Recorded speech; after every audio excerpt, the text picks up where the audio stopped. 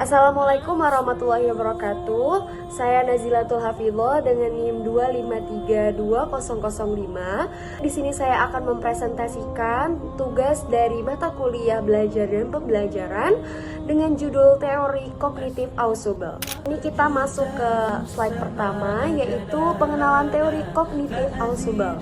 Teori kognitif Ausubel menekankan pentingnya memahami struktur kognitif anak dan bagaimana mereka mengorganisir informasi baru. Menurut David Ausubel, proses belajar menjadi lebih bermakna ketika peserta didik dapat menghubungkan informasi baru dengan pengetahuan yang sudah mereka ketahui. Dengan begitu, pengetahuan baru bukan hanya sekedar menjadi hafalan, tetapi juga berlabuh dalam struktur pemikiran mereka.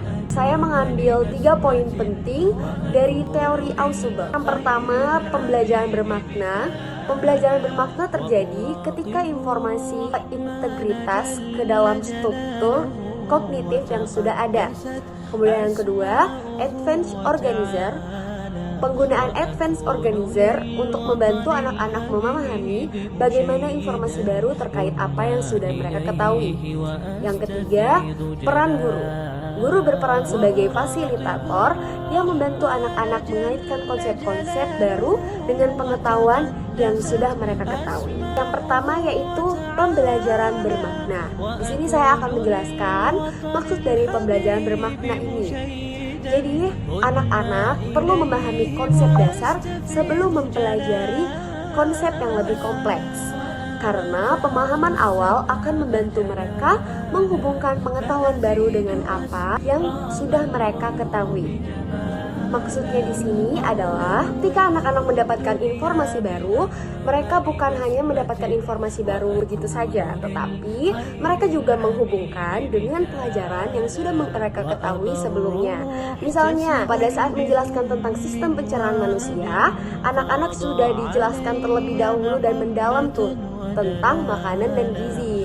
Sehingga step selanjutnya adalah guru menjelaskan tentang bagaimana makanan diproses di dalam tubuh. Nah, karena anak-anak sudah mengetahui pengetahuan dasarnya, jadi mereka bakal lebih cepat mempelajari atau memahami pelajaran baru tersebut. Kemudian yang kedua, advanced organizer. Jadi advanced organizer ini adalah suatu kerangka konsep yang membantu anak-anak memahami bagaimana informasi baru terkait apa yang sudah mereka ketahui, sehingga mereka dapat membangun pemahaman yang lebih utuh dan mendalam tentang suatu materi. Nah, maksud dari kalimat di sini adalah guru tidak hanya mengajar atau memberikan informasi, tetapi juga membimbing anak agar bisa menghubungkan pelajaran baru dengan pelajaran yang mereka sudah ketahui. Dengan cara tersebut, anak dapat mudah memahami pelajaran, tidak cepat lupa, dan lebih senang belajar karena pelajaran terasa lebih masuk akal. Misalnya lagi, sebelum belajar tentang energi panas, guru mengingatkan anak-anak tentang pengalaman mereka pada saat memegang gelas yang diisi oleh air hangat. Anak-anak jadi paham bahwa panas bisa berpindah dari gelas ke tangan, sehingga pelajaran tentang energi panas terasa nyata dan mudah dimengerti oleh anak-anak. Kemudian selanjutnya yaitu peran guru. Di sini guru berperan sangat penting karena sebagai fasilitator yang membantu anak-anak mengaitkan konsep-konsep baru dengan pengetahuan yang sudah ada, sehingga proses belajar menjadi lebih mudah, bermakna, dan menyenangkan bagi peserta didik.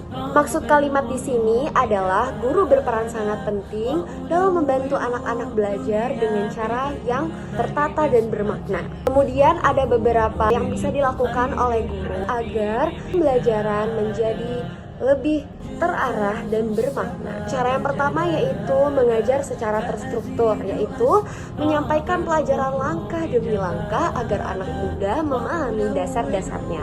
Kemudian kedua, menghubungkan pelajaran baru dengan pengetahuan lama supaya anak-anak bisa melihat hubungan antar konsep dan tidak bingung. Kemudian yang ketiga, mendorong anak berpikir kritis agar mereka bisa membandingkan, menilai, dan menghubungkan berbagai ide yang sudah dipelajari. pelajari sebelumnya.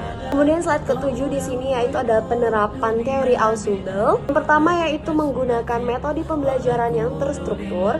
Guru dapat menggunakan pembelajaran yang terstruktur untuk membantu anak-anak memahami konsep-konsep dasar. Yang kedua, mengaitkan konsep baru dengan pengetahuan yang sudah ada. Jadi guru dapat membantu anak-anak mengaitkan konsep-konsep baru dengan konsep-konsep yang sudah mereka ketahui sebelumnya. Kemudian yang ketiga, mendorong anak untuk berpikir kritis. Guru dapat mendorong anak-anak untuk berpikir lebih dalam dan menghubungkan konsep-konsep yang berbeda. Kesimpulannya, teori kognitif Ausubel menekankan bahwa pembelajaran akan lebih bermakna apabila informasi baru dapat dihubungkan dengan pengetahuan yang sudah dimiliki oleh peserta didik sebelumnya. Tetapi sebelum itu, peserta didik juga perlu memahami konsep-konsep dasar terlebih dahulu agar mereka lebih mudah mengolah dan memahami konsep yang lebih kompleks atau lebih dalam. Kemudian guru juga berperan sebagai fasilitator, yaitu dalam peserta didik mengaitkan pengetahuan lama dengan pengetahuan yang baru, membantu mereka berpikir kritis dan membangun pemahaman yang mendalam. Jadi bukan cuma sekedar hafalan. Dengan pendekatan yang terstruktur dan bermakna, proses belajar menjadi lebih efektif, menyenangkan, dan lebih tahan lama dalam ingatan siswa. Kemudian pembelajaran bermakna menjadi kunci dalam membentuk peserta didik